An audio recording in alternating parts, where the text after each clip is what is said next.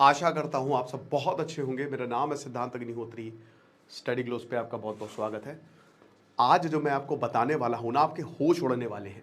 आप बोलेंगे सर मैं मैनिपुलेट हूं, मुझे पता ही नहीं। आप अच्छे हैं, आप अच्छे हैं, लेकिन कहीं ना कहीं आपने अपने नॉलेज को अप्लाई नहीं किया है।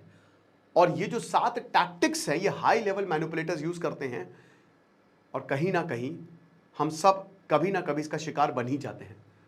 तो अगर आपको इनसे निकलना है तो डार्क साइकोलॉजी का हमारा शानदार कोर्स है, जिसमें हमने साइकोलॉजिस्ट डॉक्टर मयूरिका दास, रिनोन्ड साइकोलॉजिस्ट ने ये बताया है कि कैसे आप मैनिपुलेशन टेक्निक से बच सकते हो। ये काम कैसे करती है, कैसे जो परसुएशन एंड इन्फ्लुएंस होता है वो कैसे होता है, माइंड गेम्स और साइकोलॉजिकल वॉरफेयर कैसे खेला जाता है, exploitation school, home, work place, nation में कैसे होता है, कर्ट्स एंड ब्रेन वॉशिंग कैसे होती है, कैसे मैनिपुलेशन को अवॉइड किया जा सकता है, कॉग्निटिव बायसेस।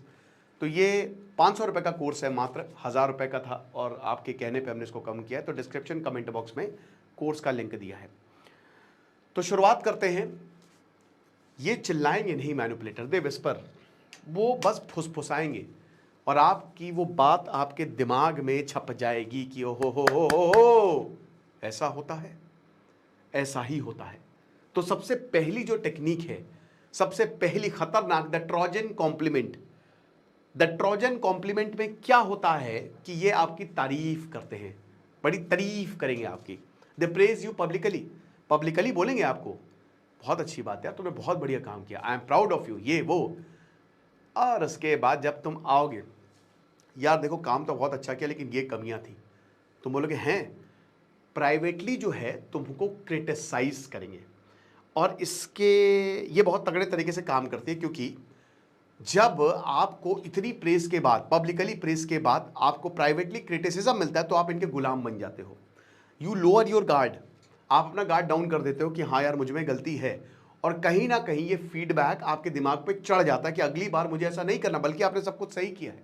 लेकिन स्टिल ये क्या करेंगे, ये आपको परेशान करेंगे। ये हमने बताया है डार्क पर्सनालिटीज में कैसे परसुएशन एंड इन्फ्लुएंस काम करता है। ये आपको तगड़े तरीके से कॉम्प्लीमेंट देके फिर प्राइवेटली आपको क्रिटिसाइज करेंगे, और शायद ये भी बोल दे बुरा मत मानना भाई, बट कंस्ट्रक्टिव क्रिटिसिज्म उनसे क्यों ही लेना है जिन्होंने आज तक कभी कुछ कंस्ट्रक्टिव नहीं किया। तो इसीलिए ये जरूरी है कि आप, you should take a firm stand. आप उनसे साफ साफ बोले कि भाई ये है और ये मैंने नहीं किया, तुम गलत हो यहाँ पे। ये बहुत ज़्यादा ज़रूरी रहेगा। ये एक वेपन इन डिस्गाइज होता है, ये एक ऐसा हथियार है जो आपको पता भी नहीं चलेगा मेरे ऊपर यूज़ किया जा रहा है। प्राइवेटली आपको बहुत ज़्यादा क्रिटिसाइज करेंगे ये। Second, choice framing. Choice framing क्या होता है, ये आपको 2 चॉइस देते हैं, है ना। अब क्योंकि आप इनके कब्जे में आ चुके हो, आप इनके पूरे कंट्रोल में आ चुके हो, शुरुआत में तो ये बहुत प्यार, आपको बहुत प्यार करेंगे, पुचकारेंगे, जैसे होता है ना बकरे को पाला जाता हलाल करने से पहले, फिर ये हलाल करेंगे धीमे धीमे, पूरी तरीके से नहीं। तो 2 ऑप्शन देते हैं, लेकिन ये दोनों ऑप्शन जो है ना, इनके लिए जीत ही होती है, ठीक है ना, इनके लिए जीत होती है। और ये जैसे मान लीजिए आप किसी के साथ रिलेशनशिप में हो, तो ये आपको सीधा सीधा बोलेंगे कि तुम मुझे छोड़ दो यार, तुम मुझे छोड़ दो, अगर इतनी प्रॉब्लम है। आपको पता है कि आप उनको नहीं छोड़ सकते, आप फंस चुके हो, है ना। आपको लगता है कि यू फील इन कंट्रोल, और ये अजीबोगरीब ऑप्शंस हो सकते हैं, कुछ भी। आपने देखा ना मुस्कान के केस में क्या हुआ, यू फील इन कंट्रोल, क्या आपको लगता है कि भाई मैं कंट्रोल में हूं, लेकिन आउटकम जो है ये बहुत पहले ही डिसाइड हो चुका था। उन्होंने पहले ही इस चीज को कि चॉइसेस क्या देनी है, ये पहले ही हो गया था, और कहीं ना कहीं ये पावर उनके पास है। So power is equal to controlling the frame, not the answers. ये आप क्या बोलते हो उसकी कोई वैल्यू ही नहीं है, आप क्या जवाब देते हो उसकी कोई वैल्यू नहीं है। वैल्यू है चॉइस की, है ना, कि मैंने तुमको चॉइस दी है, या तो मेरे साथ ऐसे ही रहो या फिर मुझे छोड़ दो, और छोड़ सकते नहीं। तो समझिए कि ये जो चॉइस आपको मिल रही है, क्या ये मेरे लिए टॉक्सिक तो नहीं है, क्या मैं जो बोल रहा हूं मैटर करता है। तो आपको अपनी चॉइसेस देनी है, उनकी चॉइसेस पर रिलाय नहीं करना है। थर्ड, और ये चॉइस फ्रेमिंग जो है किस तरीके से मैनिपुलेशन को अवॉइड करते हैं उस पर हमने बात की है। थर्ड, उसके बाद scarcity by silence, the best technique. किसी को मैनिपुलेट करना है तो द साइलेंट ट्रीटमेंट, पहले फंसाओ, उसके बाद 2 से 3 दिन के लिए साइलेंट हो जाओ, हर जगह से ब्लॉक कर दो, no message, no contact whatsoever. आप परेशान रहोगे, आपका दिमाग कंफ्यूज रहेगा। इसी कंफ्यूजन का ये फायदा उठाते हैं, यू क्रेव देयर रिप्लाई, कि एक बार तो रिप्लाई आ जाए। साइलेंस लेवरेज, वो अगला इंसान चिल है, मस्त है, वो आपको हो सकता है सुसाइड की धमकी दे दे, और वो मस्त है, उसको कोई दिक्कत नहीं है, वो दूसरों के साथ घूम रहा है, बातें कर रहा है, आपको धोखा दे रहा है पीठ पीछे, लेकिन आप परेशान हो, मरे जा रहे हो। पहचानो, अगर साइलेंट ट्रीटमेंट दोस्त ठीक है, होता है साइलेंट ट्रीटमेंट 1-1.5 घंटे के अंदर खत्म, या एक विंडो रहती है बातचीत करने की, लेकिन आप देख रहे हो कि मैसेज पे मैसेज होते जा रहे हैं, फोन होते जा रहे हैं। एक होता है कि मैं अभी बहुत परेशान या परेशान हूं, मैं परेशानी में हूं, तो अभी मैं बात करने की स्थिति में नहीं, बाद में बात करेंगे, वो अलग चीज हो गई। लेकिन आपको भी नहीं पता कि मैंने ऐसा क्या बोल दिया जो मुझे साइलेंट ट्रीटमेंट मिल रहा है। वहां से एक्सट्रीम लेवल ऑफ मैनिपुलेशन जो है वो शुरू होता है। और इसमें हम लोग ने मैनिपुलेशन टेक्निक में कवर किया है कि साइलेंट कैसे काम करता है, साइलेंट ट्रीटमेंट। चौथी टैक्टिक जो होती है वो होती है इमोशनल टाइम बॉम्ब।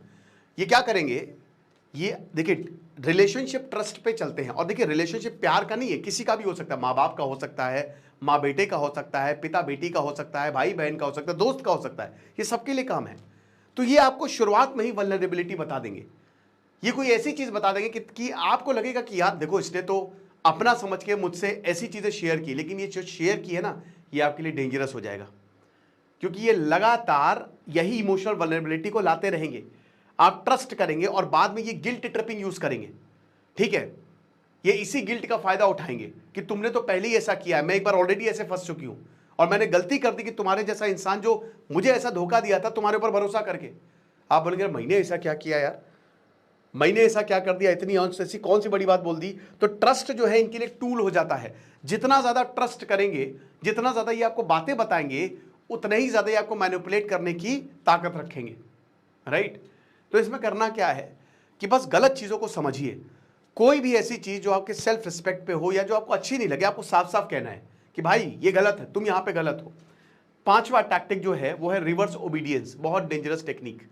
अब ये जो टेक्निक है, ये बोलेंगे आपसे कि देखो, शुरुआत में बोलेंगे ये मुझे ये मत करना, ये बिल्कुल पसंद नहीं है। एग्जाम्पल के तौर पर झूठ मत बोलना। अब आप बोलेंगे ठीक है हम झूठ नहीं बोलेंगे, उनको पता है कि आप तोड़ोगे ही तोड़ोगे ये चीज, और फिर ये आपके ऊपर बरसेंगे, आपके ऊपर कंट्रोल करेंगे। मैंने जब तुमसे ये बोला था क्यों किया, आपने बोला, आप पूरी तरीके से इनके जाल में फंस गए हो और आप अपने दोस्तों से मिलने चले गए।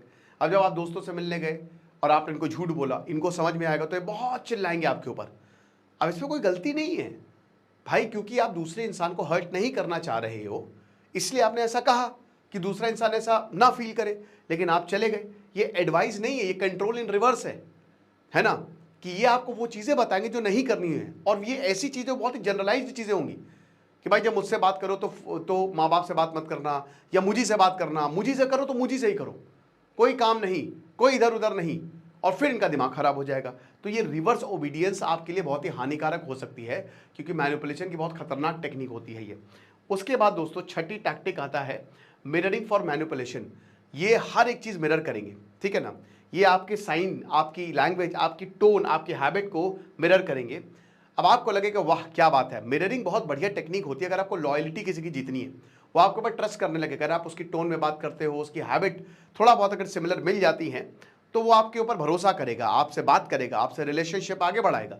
लेकिन यहाँ पे जो मैनिपुलेटर्स होते हैं उनके लिए टूल होता है, उनके लिए कुछ नहीं, ये सब इट डजंट मैटर, ठीक है। And the last one is the loyalty trap.